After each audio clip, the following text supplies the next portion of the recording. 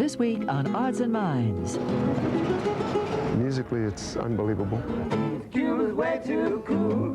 An historic week in Cuba, a musical exchange between American and Cuban musicians. I've never seen this much passion until I've been with my Italian family.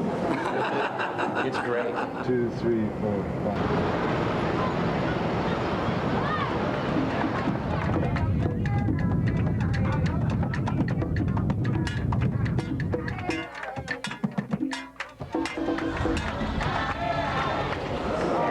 We're making history together, right here in this hotel, in these rooms, making beautiful music together. Entrez-vous. This is where it happens. I'm going to put my harmony vocal on this.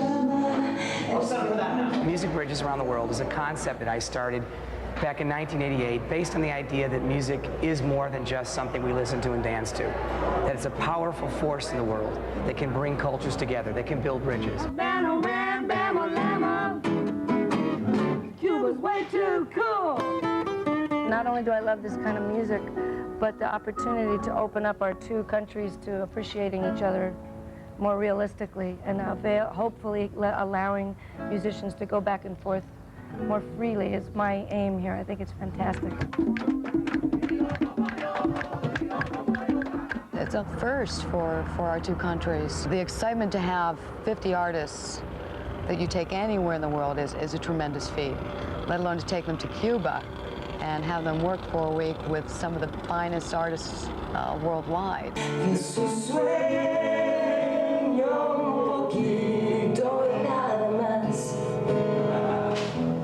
It is a concert, but it features brand new songs that were written 2 days ago by a bunch of strangers with 1 day's rehearsal. It's the first time in the history of the U.S. embargo where it was you were allowed to actually do an affirmative act of creating art. This is a really international one because this is like my buddy Phil here is Mr. Bassman's Jamaican, and then you have Andy Summers, who lives in America, but he's actually British.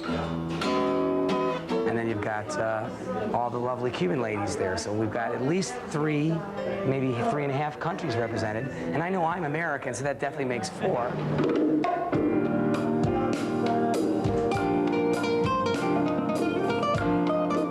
Very exhilarating being here. Musically, it's unbelievable. It's like being in music camp, you know, in a way.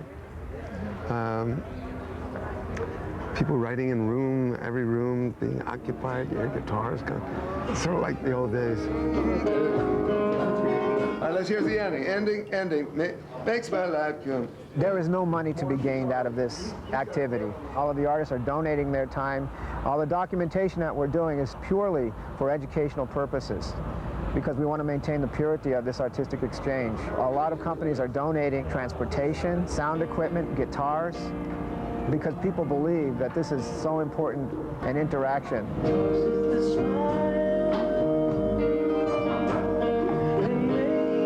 Second bridge coming up. You got people recording, you got some brilliant musicians from Cuba and brilliant musicians from the States that are here. I've never seen this much passion until I've been with my Italian family. It's great.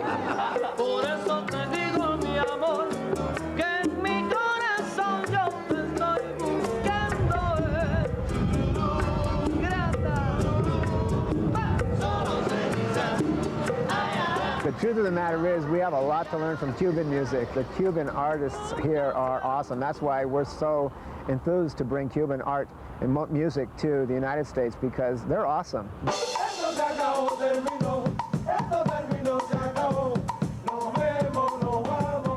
There's something about Cuba that captures your heart, either the kindness of the people or the beauty of the beaches or the mountains.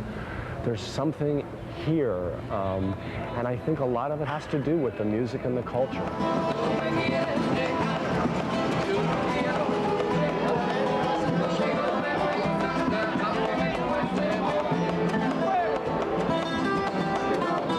I choose places that need to have some positive energy, and that's my goal. Go somewhere where there's a need for some solving for music, which is not political, but just one person-to-person music as the healing force. And I really would like to see more help come in for their spirits, for their medical supplies, for their musical instruments. You know, we're just from human to human.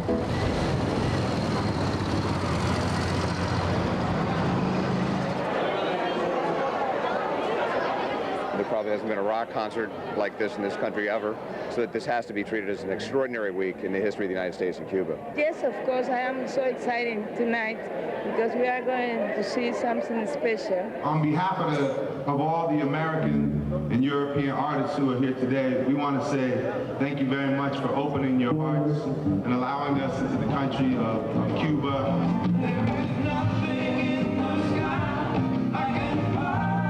I know it'll be really difficult to buy any of this stuff, especially from the States.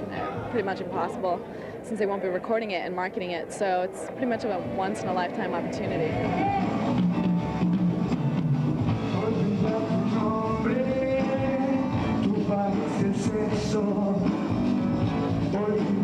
This will really be a watershed moment.